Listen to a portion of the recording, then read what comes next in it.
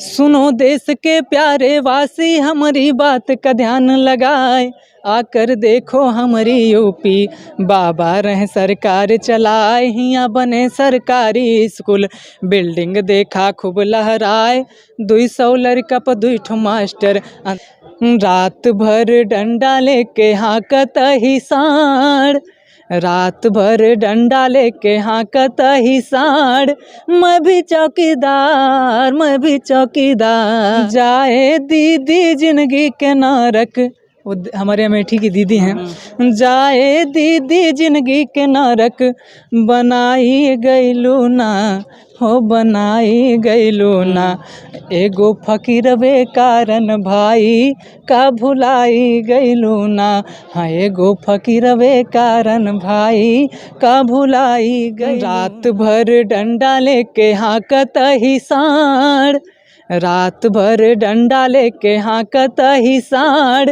मैं भी चौकीदार, मैं भी चौकीदार। और मैं ही नहीं, ये जो किसान का पूरा समुदाय है, हर एक किसानन के यही है कहानी, हथवा में लाठी डंडा यही है निशानी। हर एक किसानन के यही है कहानी, हथवा में लाठी डंडा यही है निशानी। खेतवा के चारों कैती के हैं आहनियाड़, खेतवा के चारों कैती के हैं आहनियाड़, फिर भी चौकीदार, मैं भी चौकीदार। तो मुझे लगा कि वास्तव में चौकीदार तो ये हैं, तो विपक्ष के लोगों ने बहुत ही पसंद किया। तो हालांकि अच्छी बात है, जो मुद्दा है उठाना चाहिए, विपक्ष के लोग उठा रहे हैं, सरकार वालों को भी उठाना चाहिए। सरकार वाले भी कुछ होते हैं, क्रांतिकारी होते हैं, बागी होते हैं, उठाते हैं। तो कई सारे विधायक सांसद लोग हमारी पोस्ट को शेयर करते हैं। ये हालांकि उनसे हमें कोई मतलब नहीं, उनको अच्छा लगा उन्होंने शेयर किया, लोगों को अच्छा लगा तो लोगों ने शेयर किया। आपने ये इतना बड़ा जोखिम का कार्य क्यों ले लिया आपके अपने सिर पे, और आप अभी युवा भी हैं, नौकरी की तैयारी भी कर रहे हैं, नौकरी ना मिली तो आपको क्या होगा? बड़ा चैलेंजिंग है। देखिए, सबसे बड़ी बात यह है कि जो ये फुहड़ता है, अश्लीलता है, तो इस पे लोग काम कर रहे हैं और कहीं ना कहीं हम लोगों के भी प्रयास से होगा। और जो बड़े बड़े स्टार लोग हैं, जैसे अगर मैं किसी का नाम न लूं, लोग यही कर कर के सांसद विधायक तक बन गए हैं। तो उनको लगता है, छोटे छोटे कलाकार उनसे प्रेरणा लेते हैं कि यार ये तो ऐसे ऐसे गा करके आगे बढ़ गए, तो हम भी ऐसे गा करके आगे बढ़ें। तो लेकिन अब उस पर तो हम काम नहीं करते हैं, जो हमारी सामाजिक गीत होते हैं हम उनको गाते हैं, और गाते गाते प्रयास करेंगे आगे बढ़ने का, बाकी देखा जाएगा। को क्या लगता है कितनी इसमें आप सफलता अपने आप को देखते हैं और कहाँ तक जाना चाह रहे हैं? इसमें जैसे हम समस्याओं को उठाते हैं तो लोग पसंद करते हैं, सोशल मीडिया पे वायरल होता है, तो ये होता है कि 4 लोग सराहना करते हैं, 4 लोग थोड़ा सपोर्ट भी करते हैं, तो लगता है कि व्यक्तिगत लाभ नहीं हो रहा है, लेकिन सामाजिक मुद्दे उठ रहे हैं तो उस पर काम हो रहा है। जैसे हमने अभी एक लोकगीत गाया था कि हमारे यहाँ प्राइमरी स्कूल बने हुए हैं और वहाँ पर 200 बच्चे हैं और 2 ही शिक्षक हैं। मतलब ये कि 100 बच्चों पर एक टीचर पढ़ा रहा है, और कैसे पढ़ाएगा बहुत चैलेंजिंग है। और मानक होता है 30 बच्चे पर एक शिक्षक का। मतलब अगर 200 अगर स्टूडेंट हैं तो 3 छंग 18, तो 6-7 टीचर होने चाहिए, लेकिन 2-2 शिक्षक हैंडल कर रहे हैं। तो मैंने उसको लोकगीत के माध्यम से गाया, तो वो वायरल हुआ, बहुत सारे लोगों ने, विपक्ष के लोगों ने उसको उठाया। तो ये मुद्दा इतना ज़्यादा उठा कि सदन में भी इस पर बात हुई। तो हमारे शिक्षा मंत्री जी ने कहा कि हमारा कोरम पूरा है, हमारे शिक्षक पूरे हैं, लेकिन मैं जब वर्तमान में देखता हूँ, लोकल ज़मीनी स्तर पे आके देखता हूँ, तो यही हाल मिलता है। तो कहीं ना कहीं सरकार भी अपना काम निपाटना चाहती है, ऐसा होता है।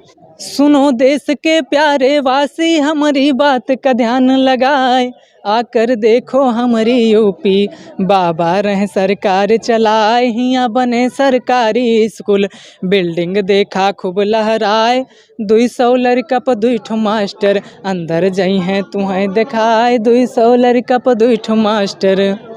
अंदर कदम जे पहिला रखियो जाए तो हर जीव ठंडाए, पानी भरा तालाब देख के गोता वो हमारे हो लगाए, आराम से आगे तुम बढ़ जाओ नाही तो जई हो बिछलाए, अब कक्षा में पहुँच गए है दरवाजा का देहो दबाए, अब कक्षा में पहुँच गए है। बाढ़ का असर सरकारी स्कूल तक है, देखिएगा। कक्षा में बढ़ के जो देखियो लड़का रहे हैं खूब चिल्लाए, लड़का बिना किताब के पढ़ रहे हैं बाबा गे हैं यह बिसराए, हियाँ पढ़े मजदूर के लड़का यहाँ से नाजर ना ही जाए, जो तनिको आवाज उठावें उनका दिन ही जाए दबाए, जो तनिको आवाज उठावें।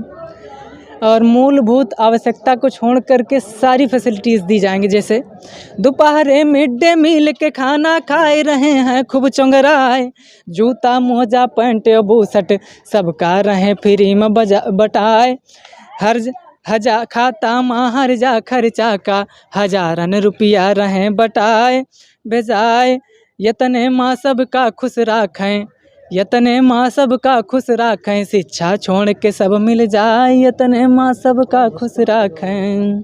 आप अपने बारे में क्या कहेंगे, कौन कौन है घर में? हमारे घर में हम 2 भाई 1 बहन हैं। हमारे मम्मी पापा हैं, दादा दादी हैं। तो हमारे जो बाबा जी हैं मतलब दादाजी, तो वो भी लोग गीतों से रुचि रखते रहे हैं। जैसे गांव में जैसे सावन का मौसम आ जाता है तो कजरी गाई जाती है, तो मैंने वहाँ से सीख लिया। और फिर फागुन का महीना आ जाता है होली का, तो वहाँ पर फाग गाया जाता है, तो मैंने धीरे धीरे ऐसे ऐसे मौक़ों से मैंने जुड़ करके समाज से, तो वहाँ से लोग गीत सीखें। जैसे शादी विवाह में जाओ तो वहाँ गारी गाई जाती है तमाम तरीके से, और किसी निकासन कार्यक्रम में जाओ निष्कासन में, तो वहाँ सोहर सुनने को मिलता है। तो ऐसे ऐसे मैंने लोकगीतों को सीखा।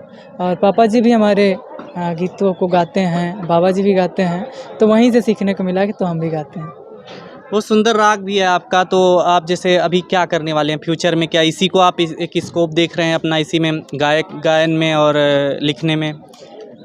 हाँ, कह सकते हैं कि अगर सब कुछ अच्छा रहा तो यहाँ भी काम करेंगे, और बाकी पढ़ाई कर रहे हैं तो कहीं ना कहीं ये होता है कि अच्छी नौकरी। अभी भी नौकरी की तलाश में है, सरकारी नौकरी? देखिए 4 पैसे कहीं से भी आए, अंत में यही होता है यार, अब कहीं से भी पैसे आए, बस पैसे आने चाहिए, घर परिवार चले। अभी आपकी कितनी सोशल मीडिया पे जिस तरीके रीच है उसमें अर्निंग कुछ हो जा रही है? हाँ, थोड़ा बहुत अर्निंग हो जाती है, जिससे हमारा खर्चा चल जाता है व्यक्तिगत। ये होता है कि घर परिवार से नहीं मांगना पड़ता, जो छोटे मोटे खर्चे होते हैं अपने, जैसे कहीं इधर उधर जाना, तो वो सब हैंडल हो जाता है। और फेसबुक पे काफ़ी सारे लोग सपोर्ट किए हैं, तो कुछ लोग तो गिफ्ट वगैरह भी दे देते हैं, तो ऐसे भी हो जाता है। लोगों के लिए क्या कहना चाहेंगे जो लोग आपसे जुड़े हुए हैं या लोग आपको देखेंगे अब जुड़ेंगे?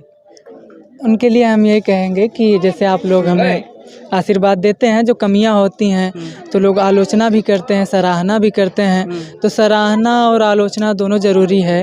तो जो आलोचक हैं उनको हम यही कहना चाहेंगे कि जो लगातार कमियां हैं तो उसको बताते रहें, और जो सराहना करते हैं उनसे हमें प्रेरणा मिलती है, उनका बहुत बहुत धन्यवाद। तो आपने नहीं बताया लेकिन मैं बता देता हूँ आपको, प्रदीप मौर्य के नाम से आपका यूट्यूब चैनल भी है, फेसबुक पे भी हैं आप, इंस्टाग्राम पे भी हैं, ट्विटर पे भी हैं, और लोकगीत काफ़ी अच्छा गाते हैं। बस ये अलग बात है कि सोशल मीडिया पे ही चर्चा में है, अभी आम एक मंच नहीं मिला है। आप देखना चाहते हैं कि आगे आने वाले समय में आपको मतलब लोग मंच पर बुलाएँ, किसी बड़ी जगह पर आपको पोजीशन मिल सके, ऐसे आप सोचते हैं कभी फ्यूचर में?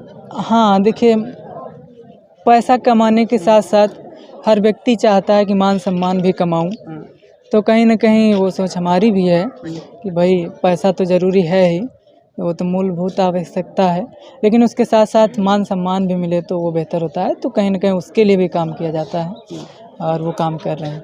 चलिए, लोगों का मैसेज तो देख लिया, लेकिन सरकार से आप क्या कहना चाहेंगे? सरकार से जिस तरीके से आप 3 चीज़ों पर फोकस करते हैं, शिक्षा और महंगाई, रोजगार और ये गरीबी, इन सब चीज़ों पर जो फोकस करते हैं, इनको लेकर के आप सरकार से क्या 2 शब्द कहना चाहेंगे?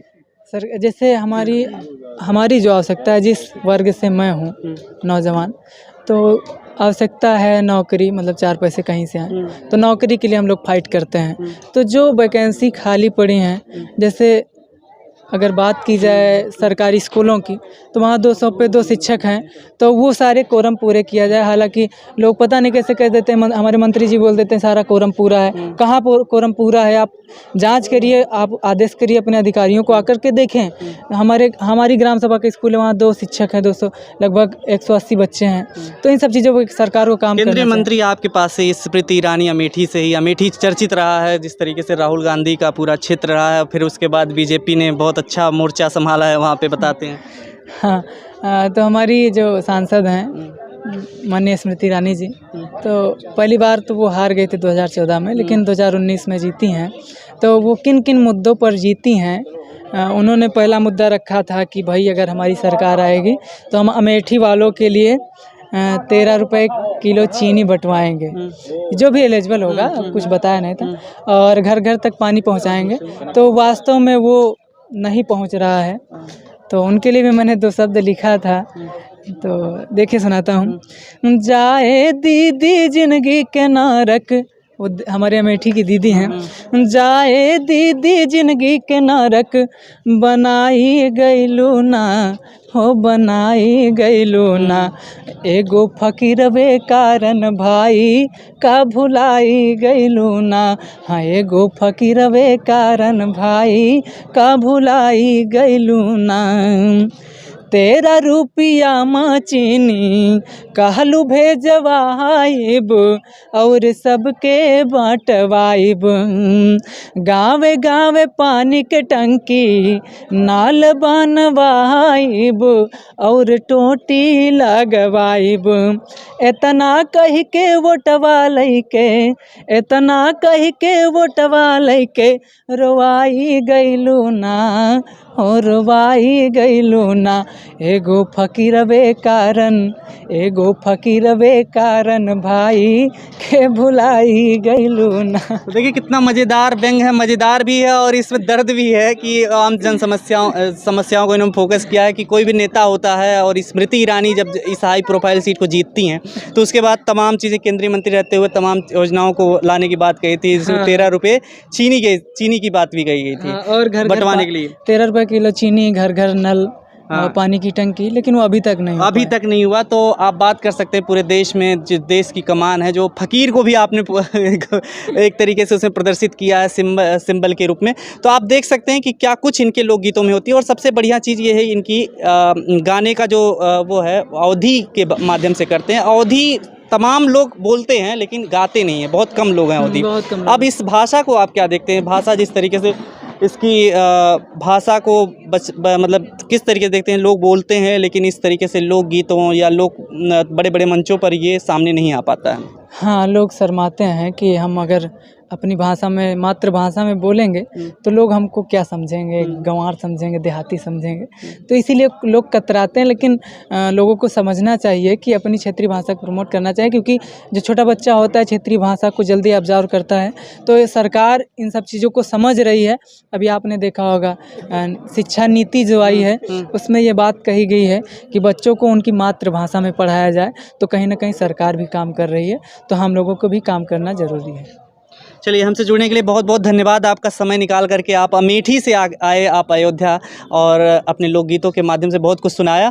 और आप इन्हें सपोर्ट कीजिए कम से कम दर्शक के तौर पर, कि एक लोकगीत जिस तरीके से गा करके अवधी भाषा को प्रमोट कर रहे हैं, साथ ही साथ व्यंग के माध्यम से सरकार से भी बड़ा सवाल कर रहे हैं, जो कि आज जो चौथा खंबा कहा जाता है मीडिया को, उससे भी गायब हो गया है। ऐसे में जब एक साधारण इंसान, आम इंसान, जो कि नौकरी की तैयारी भी कर रहा है, जो कि बस से चल रहा है, ट्रेन में सफ़र करके एग्जाम देने जा रहा है, वो इस तरीके से सवाल करता है। देखते रहिए फोरम 4, हमारे साथ बने रहिए। खबरों में बने रहने के लिए फोरम 4 को सब्सक्राइब करें और नोटिफिकेशन पाने के लिए बेल आइकन दबाएं।